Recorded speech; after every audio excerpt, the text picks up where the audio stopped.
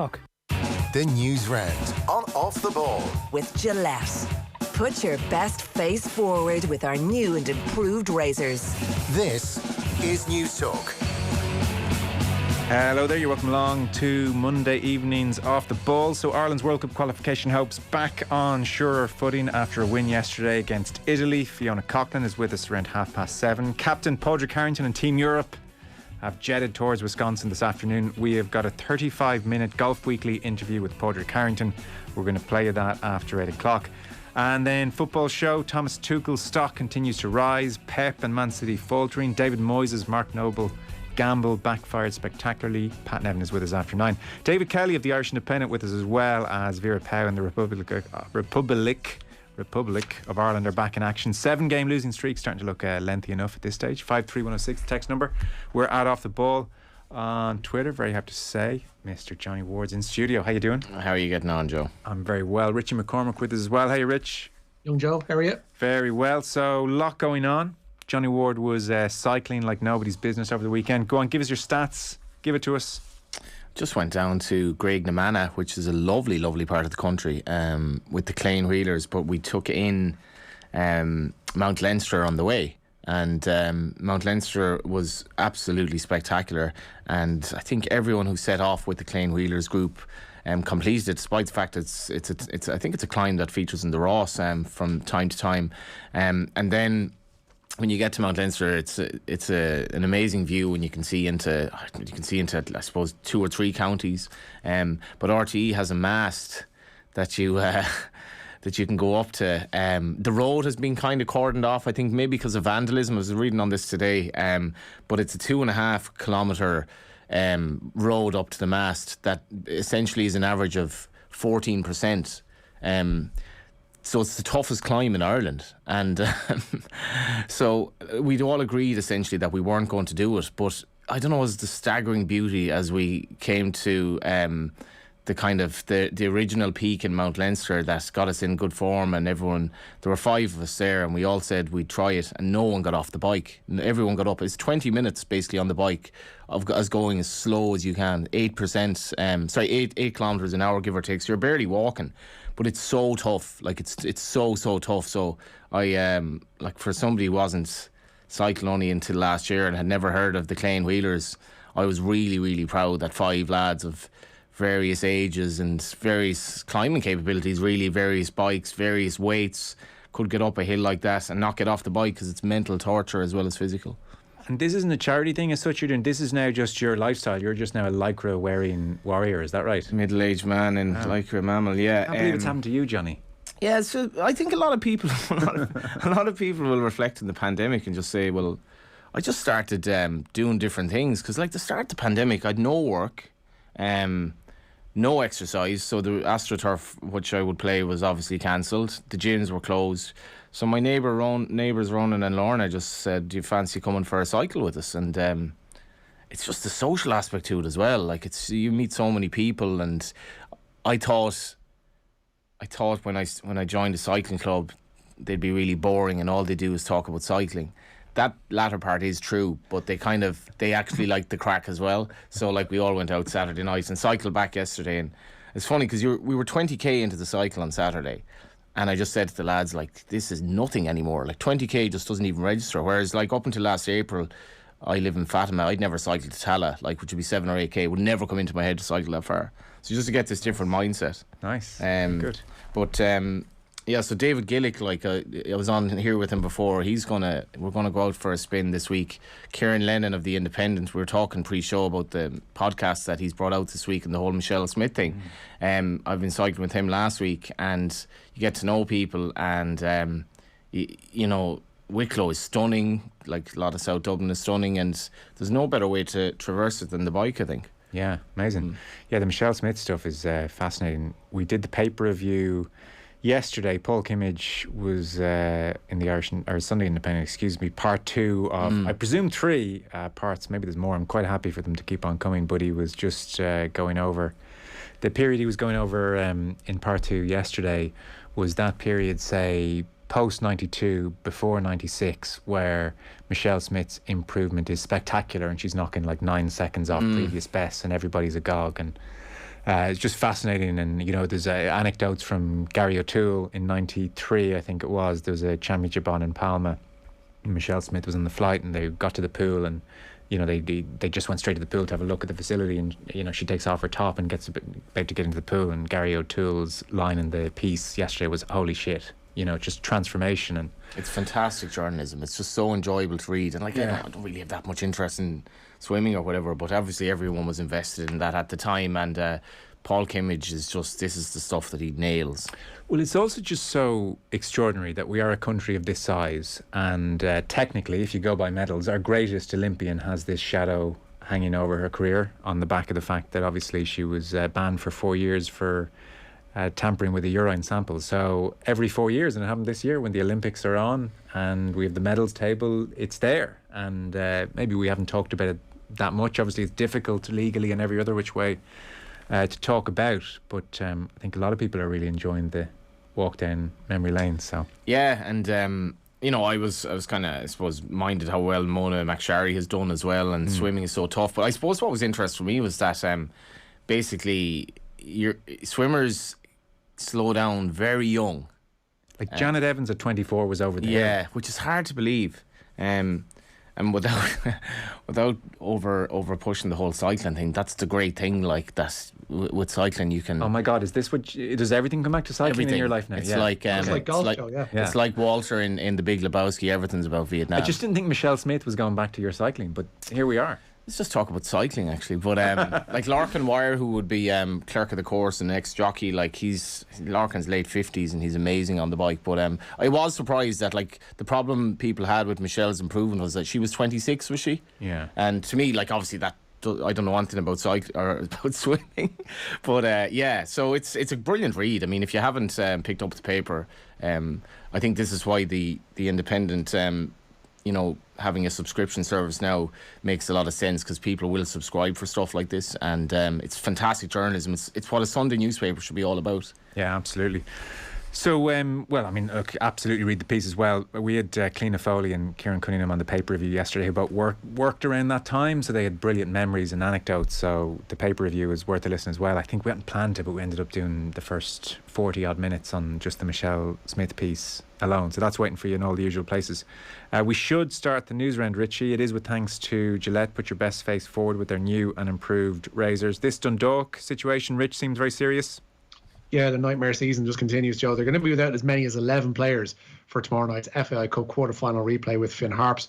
4 players have tested positive for COVID-19, with a 5th already ruled out of Friday's original game for virus-related reasons. Dundalk are also in the midst of an injury crisis. They surrendered a 3-1 lead to the 10 men of Harps on Friday night. Meanwhile, the FAI have confirmed that this year's final will be played on Sunday, November 28th at the Aviva Stadium, with a 4 p.m. kickoff, and the draw for the semi-finals is going to take place this coming Friday night. You gotta have some dreams there, Richie. Yeah, absolutely. It'd be nice. It's a weird one, because obviously we had the whole Aviva excursion for the European Games, so it's taken I'm not going to say taken the shine off, but it's taken the carrot of wanting to get back to the Aviva, having never played there until this season. But yeah, like they're in with a chance of winning some silver, and that's what this side needs, is to actually measure their growth over the past few years with some tangible silverware. And they're not alone in that aspect. In the teams that are in the last 4, you can say St. Pat's are the same, but there's definitely been a journey that Bows have been on, and an arc that they've been on over the course of the last few years that kind of needs a cup to attach to it. It's definitely interesting, because obviously the Dundalk season is just so completely insane, and then Shane Keegan spoke well about it Saturday, but like they should no way be in this position. They should have beaten Finn Harps, but if Finn Harps were to beat Dundalk, I kind of like that just for the Cup. So you'd have Finn Harps, Waterford, Bows and St. Pat's, who haven't really been relevant in the Cup in recent years. So we'd have a bit of a novel final anyway. Yeah, the Dundalk stuff is just, it's almost like what's next? What can go ridiculously wrong? And I mean, the COVID situation there, I don't know who the players are. I don't think that's been revealed, but it's disastrous stuff really. And like the irony is, Joe, that like by far, I understand it to be by far the biggest budget in the league, and they're in danger of getting relegated. Yeah. What's going on for you at Dundalk, Richie? It's a mess. Like they bought so poorly. Like there's that line from The Simpsons where Lyle Lanley comes to town and the town's after coming into money, And he says, a town with money is a lot like a mule with a spinning wheel. God knows how they got it, and danged if they know how to use it. Like the players they brought in this in the close season, because you have to concentrate on the on-the-pitch stuff first. Just don't. You'd wonder what their thinking was in bringing half of them there. I'm not saying they're bad players per se, but you need to have a degree of knowledge of the league to thrive in it, I guess. And there have been teams that have been better at buying and thriving because of that. Pats are one, Sligo for sure are another, and Dundalk just went for this weird quasi-Galactico thing where they thought bringing in a load of international players from around the globe would be beneficial to them, and it completely hasn't been. They let go of some really, staunch players who've been there a while, knew how to get it done. Sean Horn and young Gannon on the right hand side. I don't get it. I don't get what their MO is. I don't get what the club's direction is. At Peak Six, I think it's fair to say, haven't been great at explaining that to their fans. There's just so many questions that you'd love to sit down the owners of Dundalk and say, what? Going back to the hiring, with the greatest respect, of Papa Filippo, what was happening? Bonkers, there?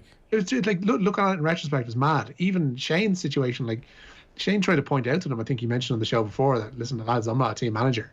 I'm good at what I do, but I'm not a team manager, and that's the position he was put in at the start of the season. And now they find themselves here with Vinnie Perth back, and I just would love to sit down the Peak Six, the Heiser family, and just go, whole Heiser family, and go, what's going on, lads? What's the plan here? I know we got an update on the ground, and that they finally will be at least exploring working on Oriel Park.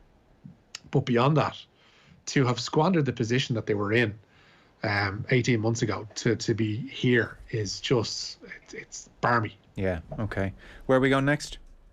Dalymount Bohemians looking to breathe new life into their European it's all cycling and bows tonight. It's just absolutely. Yeah. I'm just surprised you didn't mention your free cycling gear, Johnny, when you were talking about all our cycling, but that's another story. That's quite controversial. Yeah. Keith alongside welcome Derry City to Dalymount Park tonight. Kickoff there is at 7:45, Joe. That free cycling gear is taxable, I would think. So Portrait one for bows tonight, yeah. Harrington and Team Europe, yeah, absolutely. So 7:45 kickoff. We'll keep you updated. Harrington and team have headed for Wisconsin, Rich. They have, yeah. Padraig Harrington saying it's important his European team don't peak emotionally before Friday's start of the Ryder Cup. Members of Team Europe flew out of Heathrow this morning, bound for Whistling Straits in Wisconsin. They have since arrived in the last hour or so, and Harrington says he'll earn his money between now and Friday's first tee shot in the foursomes. If anything, we're calming them down at the start of the week, but we have all that in hand. We have motivational videos, we have funny videos, we have a whole team going through the week, and then obviously there's different people will speak, and it's all in hand. That's crucial, obviously, the week at the I suppose the atmosphere amongst the team. And as I said, it is very much, there's a really nice atmosphere. Everybody's looking forward to it. There's a level of excitement, and you hold on to that because it's a long week. You don't want to wear anybody out, So yeah, you try and keep that at a certain level at the start of the week, and obviously build up come Thursday evening and let them off on Friday. Nothing more we could do for them at that stage. Who wins? The same team who win every year on paper, Team USA.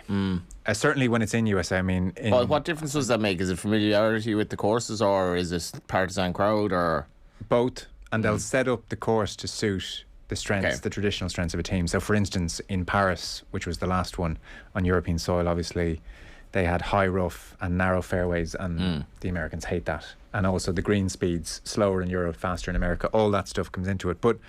Is there harmony in the US team then? Well, that's the question. And that's why so often David beats Goliath in this tournament. Like, this US team on paper are maybe the best US team ever. They're right up there. The average world ranking is 12th for Team USA. For Europe, it's 30th. That's a big gap. Is there harmony? There's never harmony with the US team, which is what makes the Ryder Cup so interesting. Okay, I mean, there's the golf, but it's the intrigue and the infighting and the egos, and all of that stuff leaks out because they've no affinity towards like the dressing room pretty quickly, because the dressing room dissolves. So straight away when it's over, you get this is what the captain did wrong. And even in 2014, famously, Phil Mickelson, sitting 5 seats down from Tom Watson, because they all line up for the press conference, knifed him with Watson sitting there in front of everybody. So the US are like box office with this stuff. As somebody wrote in the paper today, it shouldn't work, but it does. Totally. Yeah. And it's not like the Europeans don't have their fair degree of personality clashes or issues. Paul McGinley was in the Mail yesterday doing an interview, and it was really interesting that when he was captain, Sergio and Harrington didn't get on for a long time. Because they often duelled against each other and so on. Sergio really felt Harrington had nicked 2 of his majors, and that was difficult for him, and wasn't the most magnanimous loser. But McGinley called Sergio, it seems, ahead of 2014 and said, I'm thinking of obviously having Podrick as one of my vice captains. And it seems Sergio said to him, absolutely not. Wow. No way. Yeah? No way. A few more phone calls. Sergio acquiesces. McGinley says he arrives on the first day, walks into the team room. Who's playing table tennis? Harrington and Garcia. And Sergio. So they parked it. And I'm sure like a week after the Ryder Cup it had dissolved again. But I'm not sure Brooks Koepka and Bryson DeChambeau are going to park it. Yeah, exactly. But I mean, it's going to be just a lot of fun, and it'll be the most partisan European free crowd you can imagine. Yeah, the Americans are great patriots. So that's on the way. Podrick Harrington with us after 8 o'clock. We spoke to him at length for Golf Weekly last week, so we decided to play some of that this evening. He's in really good form, really nervous actually. He was saying he gets that this is going to go a long way towards deciding his legacy in some ways. A man who has a legacy, Richie. Yeah, tributes continue to pour in today for Jimmy Greaves, who passed away yesterday at the age of 81. Described as one of the most natural finishers of his or any other generation, Greaves scored 447 goals in 668 club games. His 44 England goals make him the country's 4th highest goal scorer, with only Gary Lineker, Bobby Charlton and Wayne Rooney scoring more. In later life, of course, he co-helmed the iconic St. Greavesy television show and was a regular co-host on OTB AM. John Giles was on this morning's OTB AM describing what it was like to play against Greaves. No, I didn't really know him. Jerry, I did an interview with him one time when I'd finished playing and he'd finished playing when I went to West Brom. But he was a funny lad on the pitch. I remember one time playing at the White Hart Line, and the 2 of us went in to tackle, and the referee gave us a free kick against him. And he said, effing hell, ref. He says, the first tackle I've won all season. And you give a free kick. He wasn't a tackler, But I think he was quite funny with the lads. But he seemed to have a mentality, Ger, that if you win some, you lose some. Like a lot of strikers are like that. They don't get, the great strikers, if they miss a chance, they don't get upset about it. They don't get down on themselves. And that was his attitude, Jimmy. I've seen him miss a couple of chances, even playing against me. Miss a couple, wasn't many. He said, well, that's the game, Some you win, some you lose. But the next chance you get, he'd put it in the back of the net. Only Fools and Horses obviously came to mind over the weekend because Boyce, the character who played Boyce, passed away. And then Jimmy Greaves, I remember the line where Del Boy goes, ICI dropped a point, and he's reading the Financial Times, and Rodney goes, Chelsea dropped 3 on Saturday, and then Del goes, well, they should never have sold Greavesy, should they? And it's sad when these characters pass on. And I'd say for John Giles, I listened to John's interview. It's fascinating talking about just watching Greavesy in front of goal, how he'd make the goal look massive. Yes. But I'd say it's difficult for John when these players, when you, and it's like us all when you get old and your colleagues pass away. It's honestly the last 18 months, I feel like not a month has gone by without John having to pay tribute. A lot of his Thursdays have been, well, 2 more of your teammates have died. Leeds in particular, that Leeds team seems to have just fallen by the wayside, unfortunately, at the moment. So, and I know he was, John was petrified of getting COVID, and he came on the record of saying that, and you almost forget now that this pandemic is still there or whatever. But it's it's sad. It's tough. As much as he wasn't friends with him, Jim, a true legend of the game, and to describe him as the best striker he probably played against was some accolade, isn't it? And that line about making the goal look very big, it's just something great strikers do when you think about it. And the average strikers, it looks bloody hard to score sometimes. It's the hardest thing to do in football, and strikers. Timo Werner makes the goalkeeper look enormous, doesn't he? And yet when you see Ruud van Nistelrooy on one-on-one, goal just looks enormous. He's got 5-6 different options. The one thing it really highlights is when they're on Match of the Day and it's, top scorers, and they always have Shearer there, and it's you're number 1, and it's Kane catch Shearer, and they do the all-time list, and It actually is a disgrace that TV is still continuing with this nonsense of differentiating pre-1992 and post. When you think about it, I got at the start, Sky in particular wanted to drive this Premier League era. I think the Premier League is now established. I think it's going to be okay. I don't think it needs to be handheld anymore. It's going to be just fine. I really do think on television, you know, you look at Greaves' record, 447 goals. Why, when they're like putting Harry Kane into context on TV, is Greaves stricken from the record?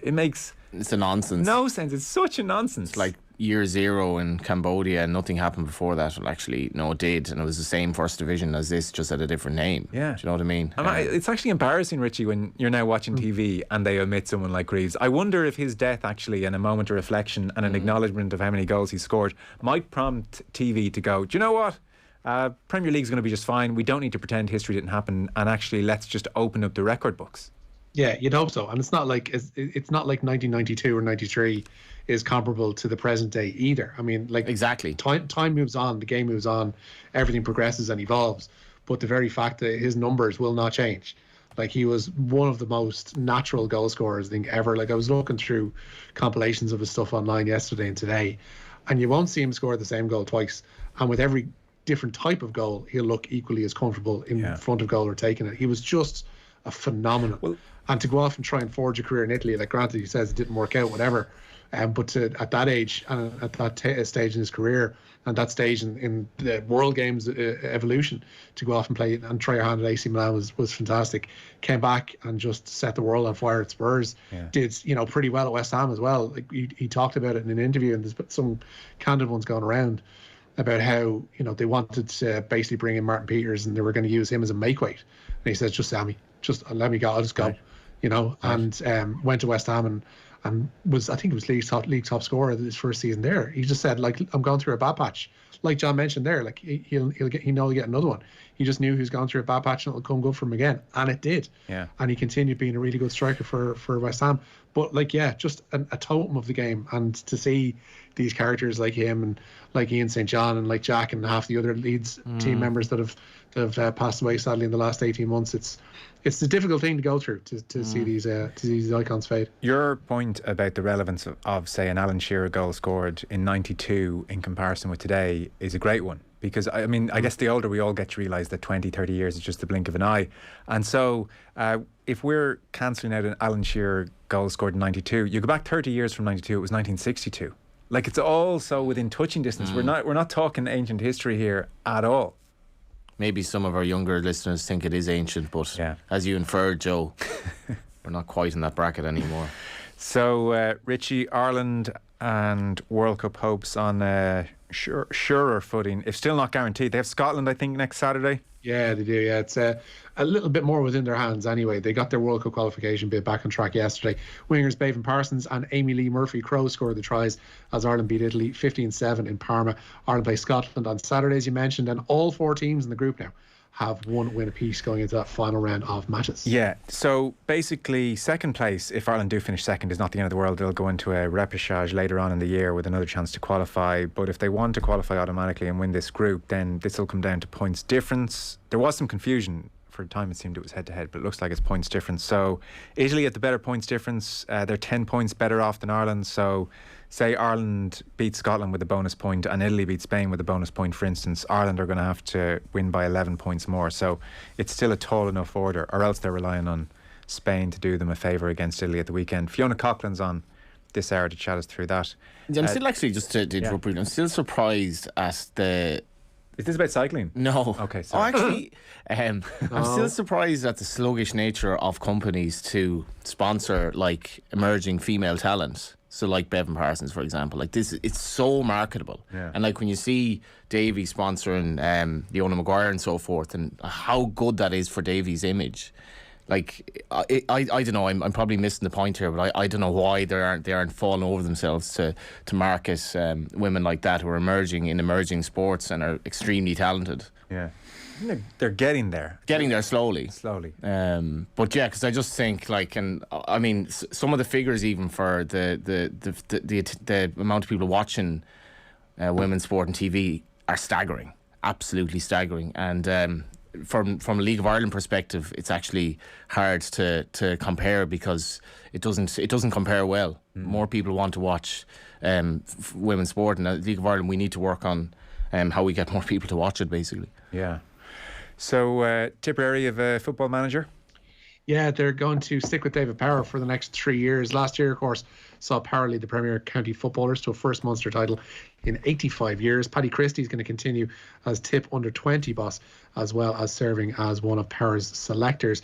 And Munster are going to be without Roman Salanoa and Liam O'Connor for Saturday's opening game of the new United Rugby Championship. Salanoa has a knee problem that's being reviewed by the province's medical department, while O'Connor has an issue with his neck and arm that's being seen to by a specialist. Chris Farrell is also out with an abdominal injury. Munster open their campaign with the visit of the Cell Sea Sharks to Thomond Park. Try saying that 3 times fast.